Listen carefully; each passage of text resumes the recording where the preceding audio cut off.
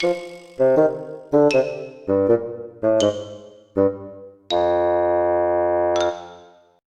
YouTube, how's everybody doing? This is JC with the Cuban Redneck DIY channel.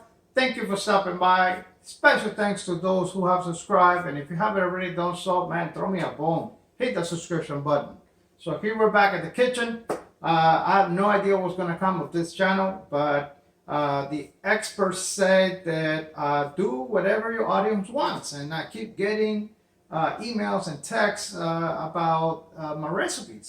So the weekend is almost here. We are going fishing this weekend. We're going to spend the whole day or the whole weekend out on the beach, sandbank, etc. And not 100% sure what kind of cooking facilities we're going to have because I've never been to 𝘂𝘁𝗍𝗶𝗰.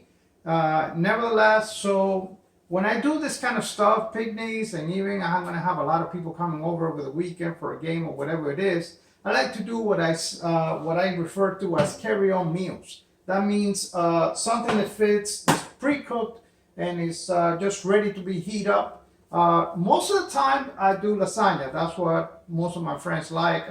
They love the lasagna recipe that I make, or the way I make lasagna. But this time around, I decided to put a little spin on it and make a 𝐾𝐜𝐻. Now, before you hit the back button, this is not your ordinary 𝐾𝐜𝐻. And if you are a New Yorker or of Italian background, I don't know, because I'm definitely going to put my Cuban spin onto it, and I hope that you like it. So stay tuned.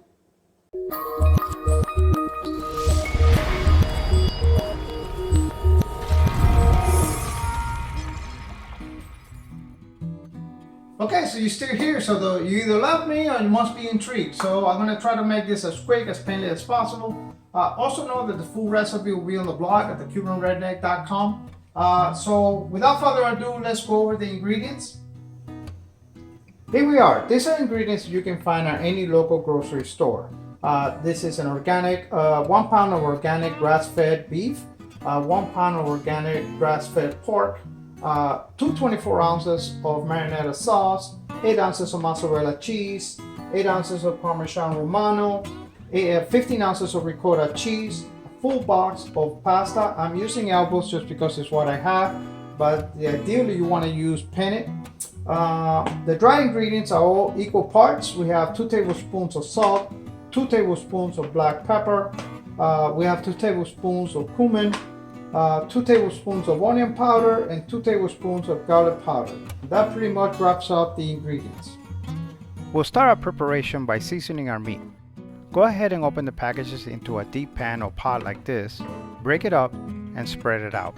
Then go ahead and sprinkle the seasoning all over. Proceed to mix it well with a spatula or wooden spoons, but don't overwork it and do not use your hands.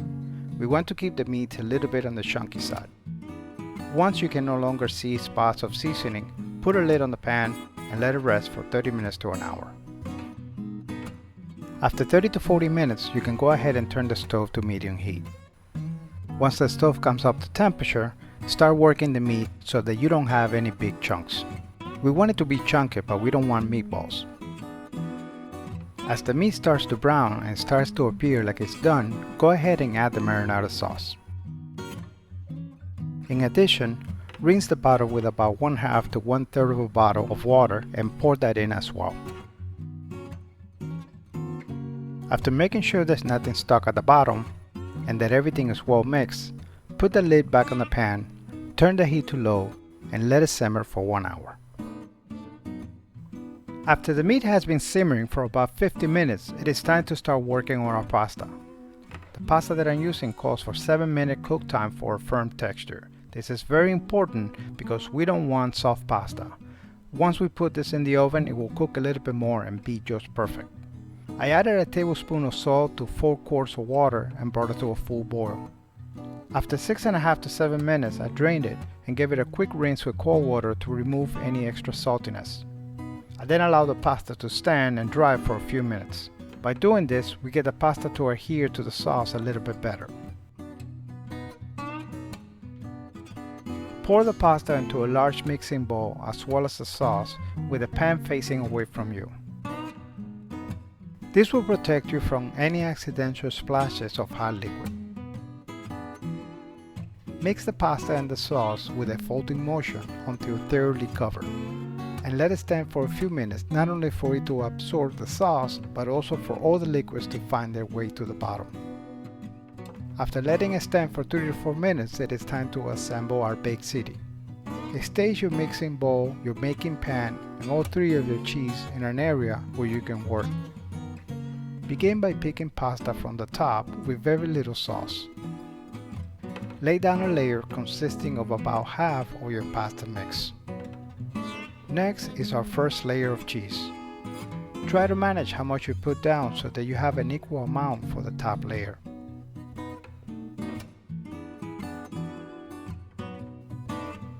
Okay, we can now put our second layer of pasta, including whatever liquids are left on the mixing bowl. The reason to doing it like this is so that the pasta doesn't dry up during the baking process. Last but not least is our final layer of cheese, one that is a little thin because I did not proportion my mozzarella correctly. Once completed, we're going to put our baked ziti pan into a preheated 375-degree oven for about 30 to 40 minutes or until the top turns a golden color. Something like this. Alright, so here it is.